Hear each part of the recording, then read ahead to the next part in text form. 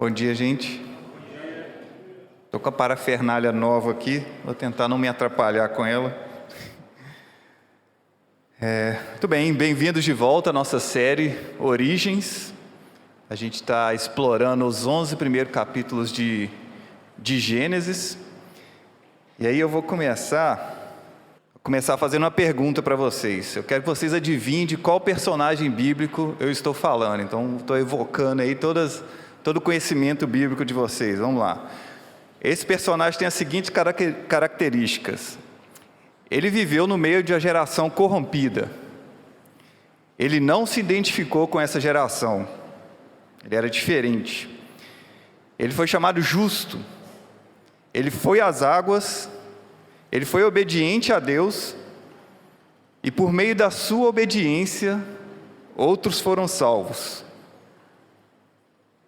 Então, vamos pensando aí de quem é esse personagem. Aí nós vamos voltar e responder juntos daqui a pouco quem é esse personagem.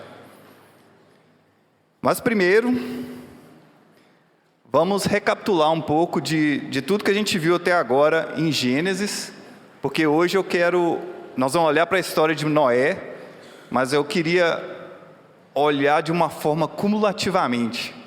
Então é importante a gente recapitular. Vamos lá.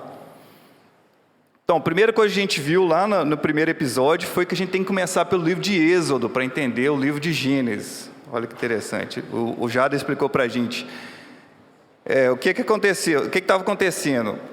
Deus libertou os hebreus do Egito, sob a liderança de Moisés. Eles partiram em direção à terra prometida. Mas, obviamente, eu acho que eles tinham muitas perguntas. Quem é esse Deus que está tirando a gente do Egito? Será que nós podemos confiar nele? Como que nós fomos parar no Egito? Então, para começar a responder essas perguntas e muitas outras, Moisés escreveu o livro de Gênesis, que começando a formar, porque Deus queria formar a identidade desse povo, porque Ele estava chamando um povo para ser seu e ser diferente de todos os povos da terra. Agora vamos olhar o conteúdo de Gênesis, né? Ele foi escrito durante o Êxodo. Vamos pensar no conteúdo agora que a gente viu. Nós vimos a criação do mundo. Depois nós vimos Deus colocando Adão e Eva no Éden. Aí eles foram tentados pela serpente e caíram, pecaram. Depois Deus prometeu que um descendente da mulher viria para resolver o problema do pecado, que é o Messias. A partir daí nós vimos a escalada do pecado. Na geração seguinte, Caim matou Abel. Então depois a gente leu lá um time skip, né, um salto no tempo, que o narrador começou a citar as descendências de Caim e Sete. E no caminho ele destacou o Enos, que foi o primeiro a invocar o nome do Senhor, o Enoque, que andava com Deus, e o Lameque, que representa a próxima etapa da escalada do pecado. Ele se gabou da sua violência. Vocês lembram lá que ele virou para as esposas dele e falou: que Lameque que nada, meu nome é pequeno, que ele matou 7 vezes 70 e etc.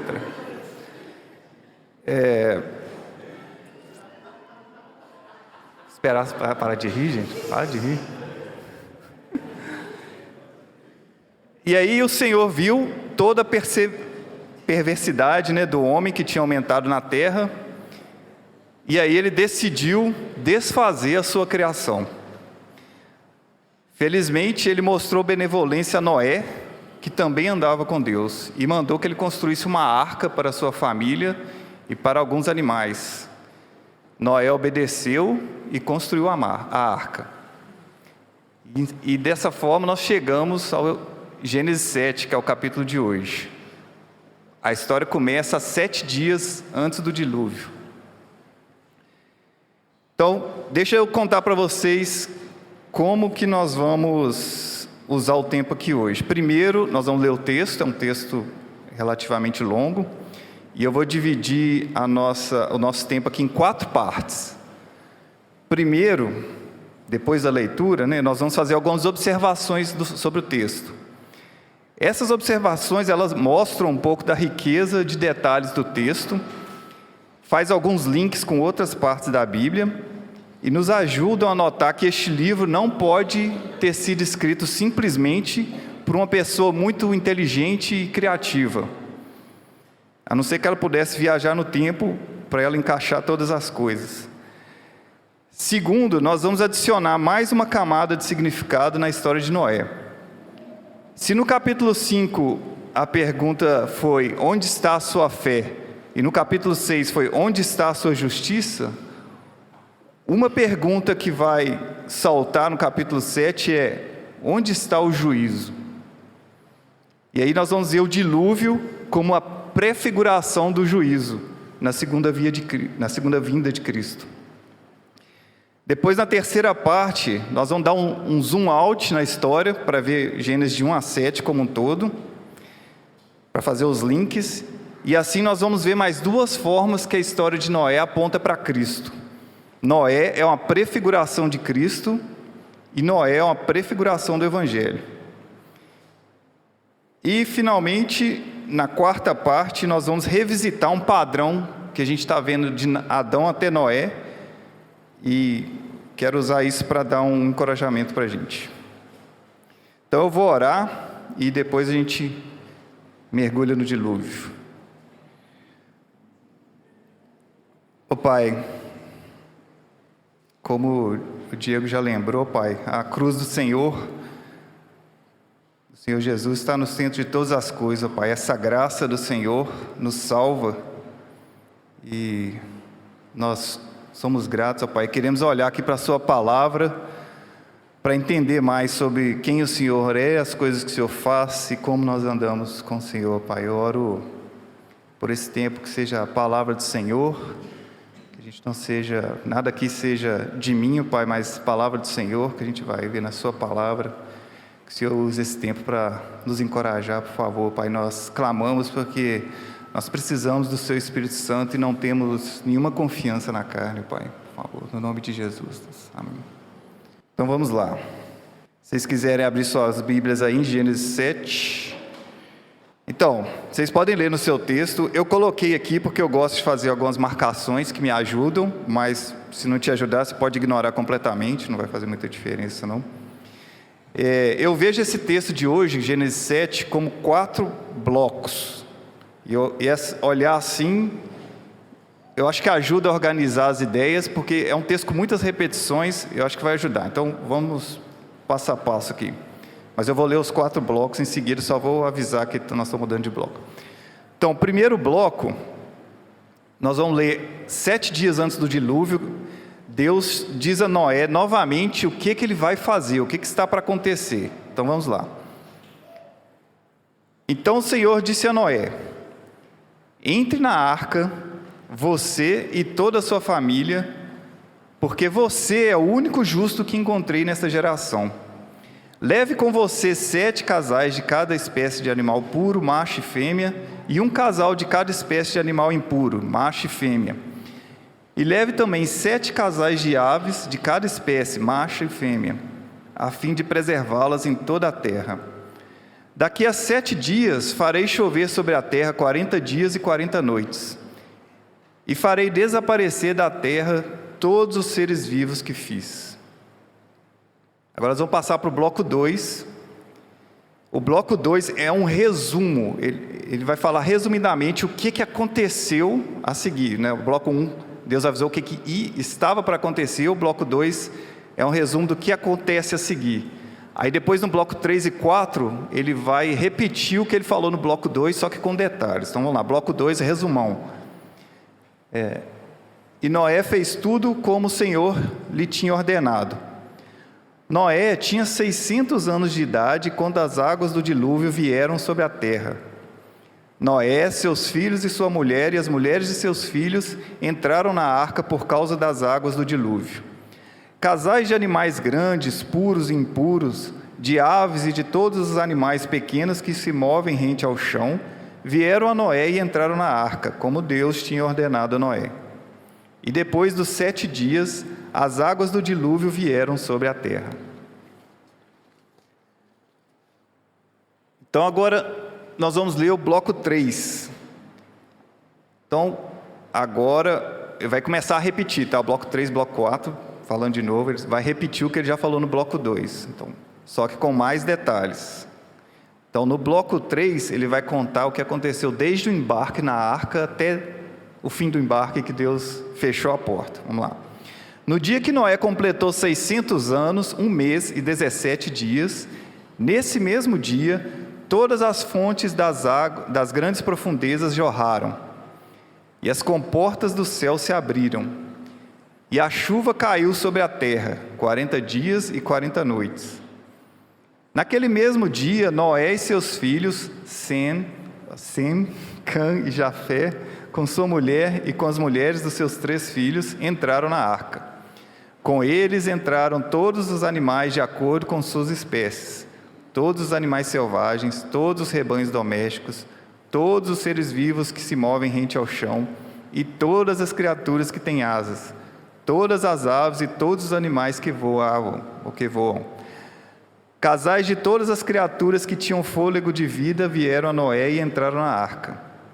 Os animais que entraram na arca foram um macho e uma fêmea de cada ser vivo, conforme Deus ordenara a Noé. Então o Senhor fechou a porta.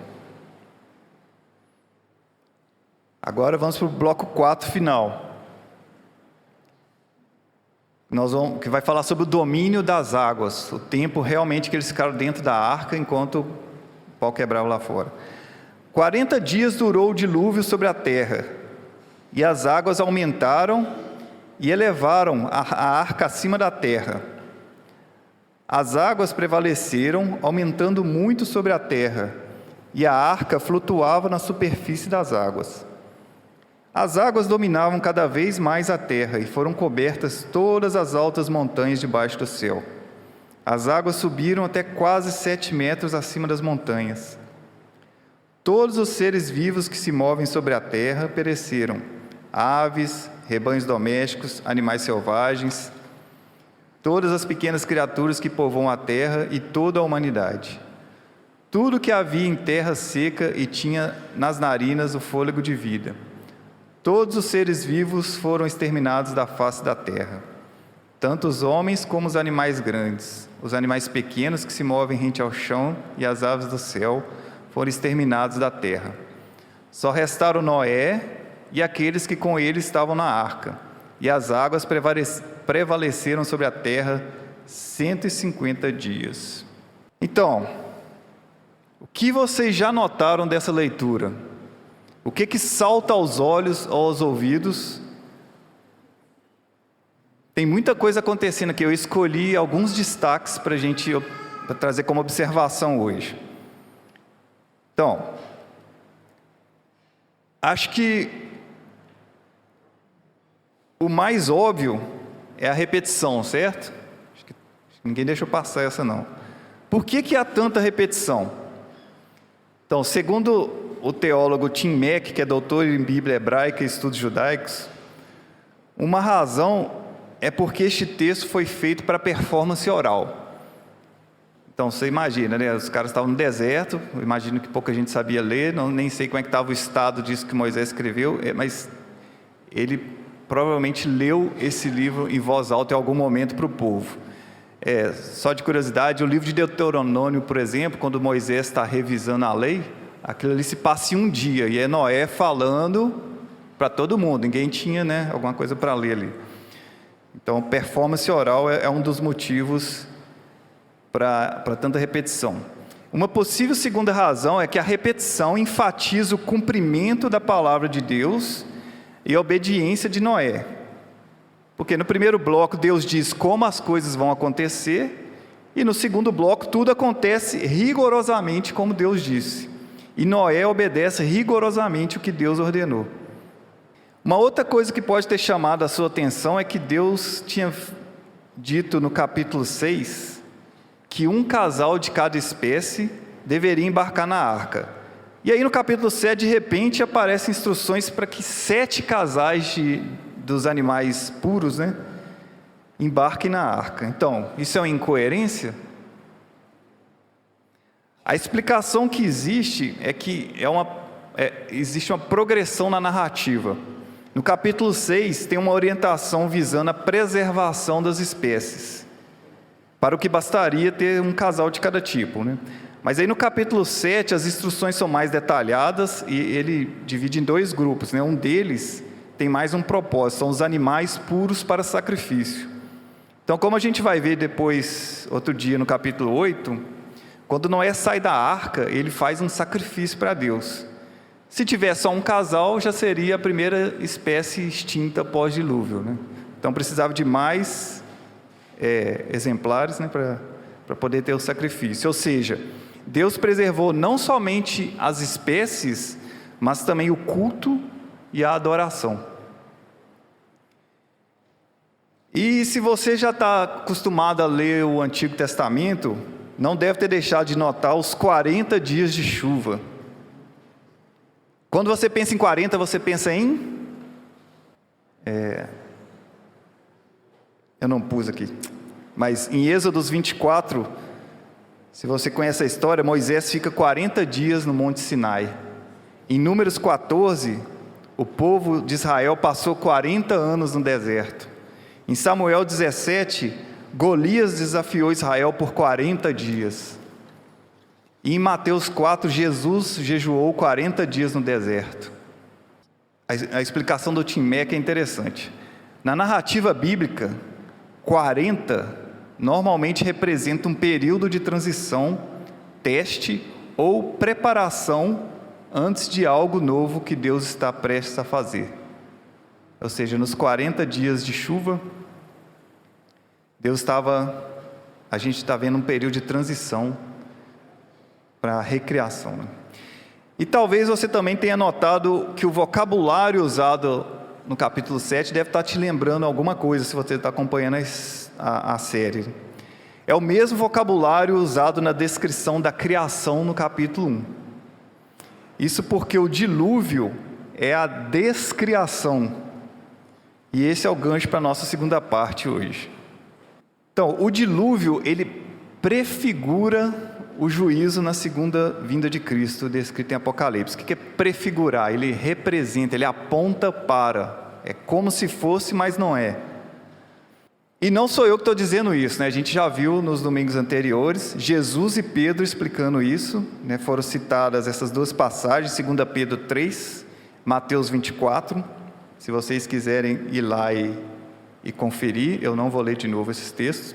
Mas Pedro estava combatendo um falso ensino que estava se infiltrando na igreja na época dele, que questionava se Jesus voltaria mesmo e, consequentemente, se haveria um juízo. O argumento de Pedro é que o dilúvio é uma demonstração de que há sim um juízo reservado para os que não confiam no Senhor. Esse mesmo argumento é importante hoje porque existe a ideia por aí do universalismo. Não sei se vocês já ouviram esse termo. É a crença que Deus, como Ele é só amor, Ele iria salvar todas as almas. Mas o que a gente está vendo que, tanto Pedro e Jesus falando, que existe sim o que o autor de Hebreus chamou de uma terrível expectativa do juízo. Então nós temos dois caminhos diante de nós. O primeiro é confiar em Jesus, entregar sua vida para Ele, aceitando Jesus como necessário e suficiente Salvador. Então esse juízo foi realizado na cruz de Cristo. E aí nesse caso, você pode descansar em Cristo, porque, como Paulo diz em Romanos 8, já não há condenação para os que estão em Cristo Jesus. O segundo caminho é você dispensar o Salvador, continuar acreditando que não há um Deus, ou que você é uma pessoa boa demais, e enfrentar o juízo você mesmo. Gente, Jesus, Ele é nosso Salvador porque Ele nos salvou de alguma coisa. Ele nos salvou das consequências do nosso pecado, tudo bem, mas Ele também nos salva do juízo. Então, deixa eu repetir uma coisa aqui para garantir que a gente vai manter o foco no primeiro caminho, no caminho de Cristo. Existe o juízo, mas existe a graça. Graças a Deus existe um escape. Deus está nos oferecendo algo que nos transporta seguramente através das águas do juízo. Confiar em Jesus e entregar a vida para Ele. Eu quero reconhecer que é emocionalmente difícil pensar no juízo de Deus, pelo menos eu acho difícil, mas a gente precisa falar o Evangelho completo e todas as suas implicações. É comum que o juízo provoque ou seja usado para provocar medo nas pessoas, não é para menos, talvez até seja uma coisa positiva, mas há mais para a gente ver nisso, né? A gente precisa entender que nós vivemos num mundo caído, cheio de injustiças. Eu tenho certeza que a gente poderia sentar aqui em volta de uma mesa e passar o dia contando as injustiças que nós sofremos, as injustiças que nós já presenciamos e talvez até injustiças que nós cometemos.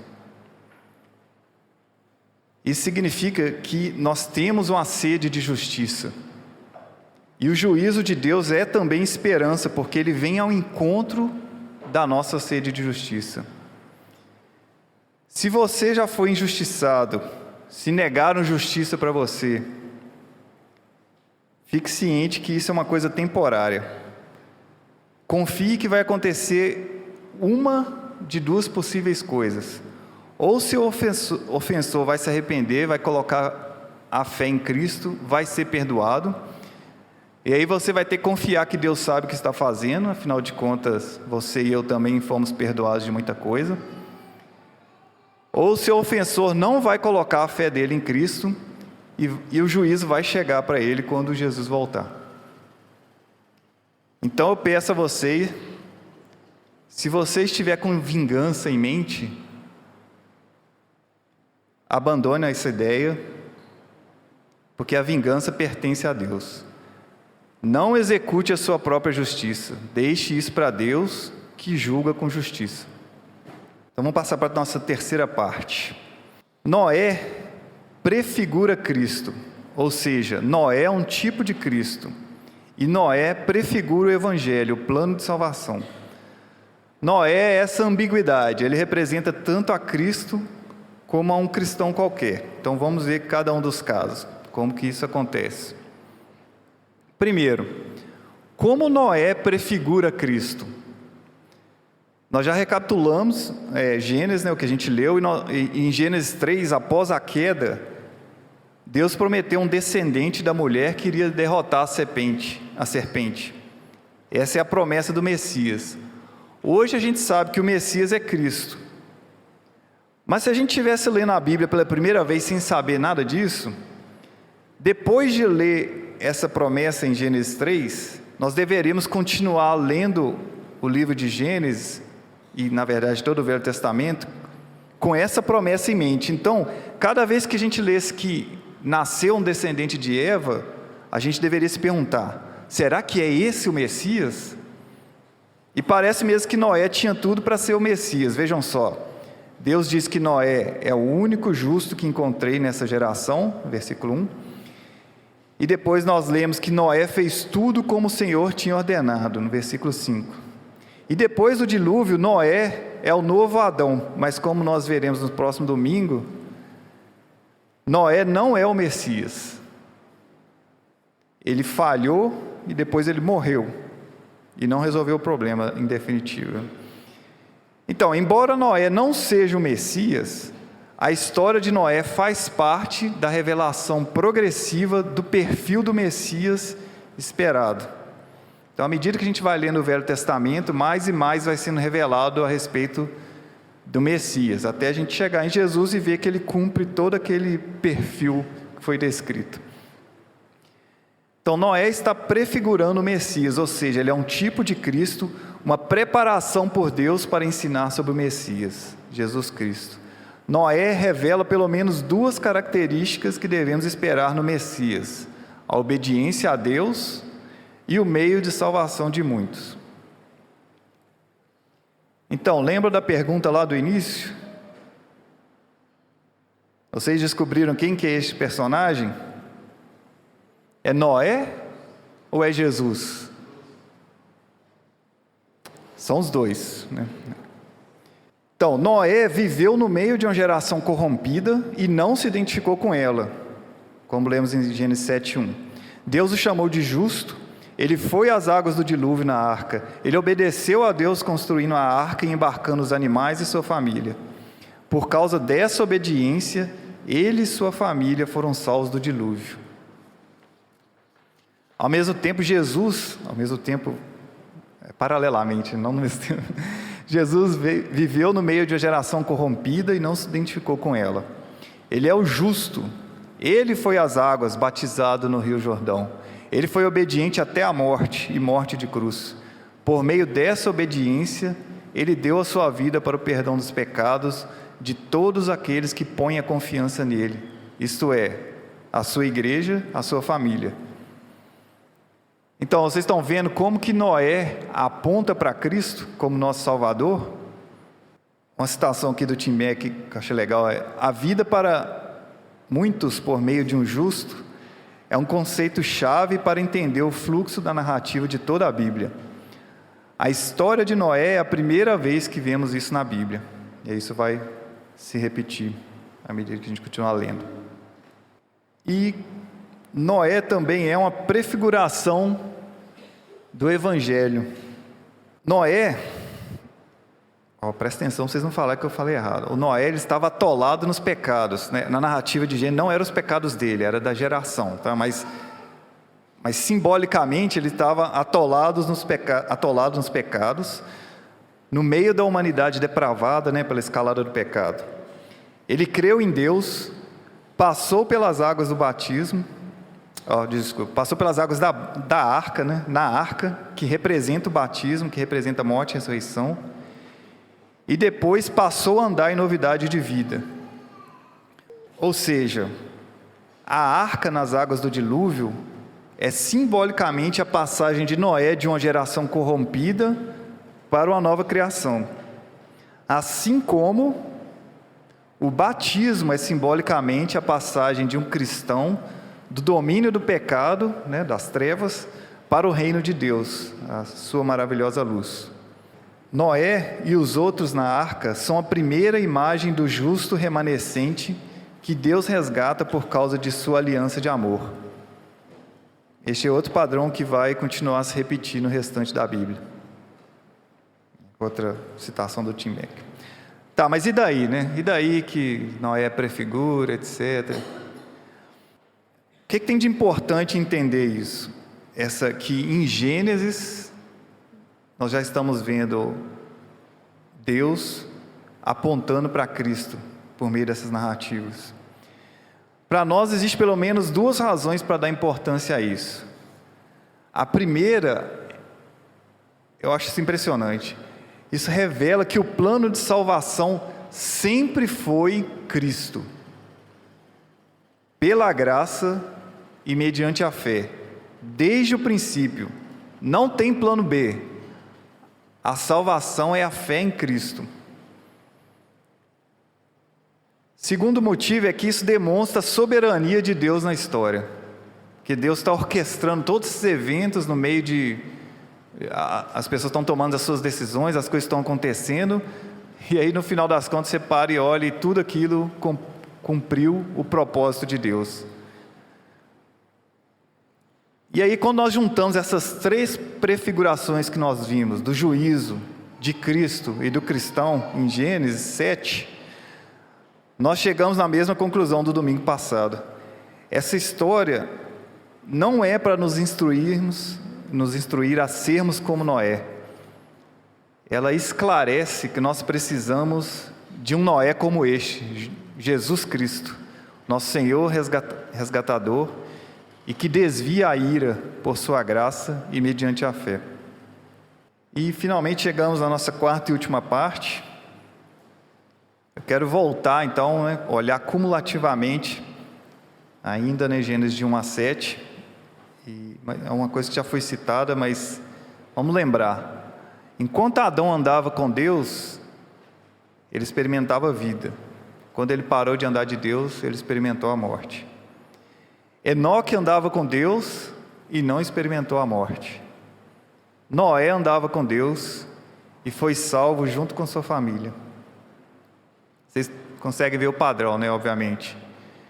De Gênesis 1 a 7. Andar com Deus é vida.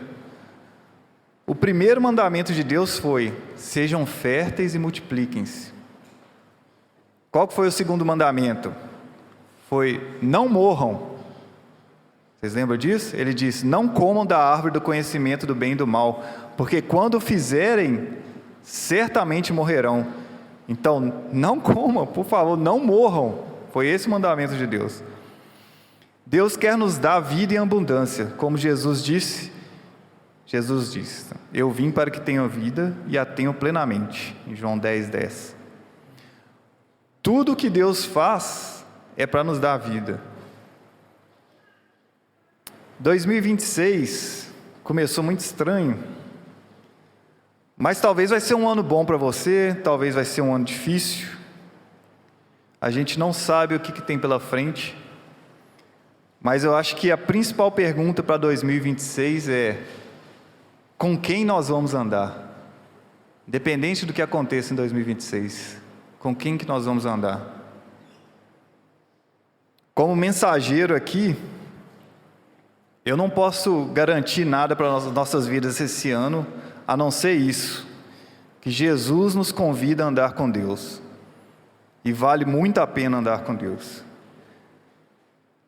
A gente tem a presença do Espírito Santo, e a gente tem as suas promessas também. Em Mateus 5, Jesus diz: bem-aventurados ou felizes serão vocês quando, por minha causa, os insultarem, perseguirem e levantarem todo tipo de calúnia contra vocês. Alegrem-se e regozijem-se, porque grande é a recompensa de vocês nos céus, pois da mesma forma perseguiram os profetas que viveram antes de vocês.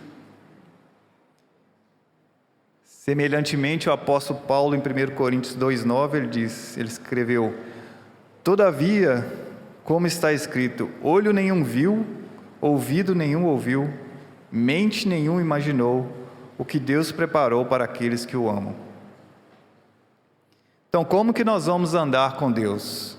Com fé em Cristo, em obediência e com arrependimento quando falharmos. Não é se falharmos, gente, é quando falharmos. E aqui na CH o convite de sempre está aberto, gente. É mais fácil andar com Deus em comunidade. Então, nós temos uma estratégia que inclui as nossas comunidades regionais. Eu espero que vocês participem disso para a gente andar junto. E deixa eu repetir mais uma vez, para ficar claro, sobre o texto. Nós não podemos ler a história da Arca ou qualquer outra do Velho Testamento e achar que a lição é: seja como Noé. Noé é um bom exemplo, ele mandou muito bem, confiou. Mas o que essa história revela é que precisamos de um Noé, precisamos de Jesus. E é assim que temos que ler todas as histórias da Bíblia, procurando como elas apontam para Jesus. Essa história nos faz olhar mais uma vez para Jesus, colocar a confiança nele, ver a soberania de Deus e as suas promessas, o cumprimento delas, o compromisso de Deus em nos dar vida, é o que nos encoraja a obedecer, porque há vida nos mandamentos de Deus. Só Ele tem as palavras da vida. Nós obedecemos por quê? Porque nós fomos salvos. Nós obedecemos porque assim nós vamos experimentar a verdadeira vida.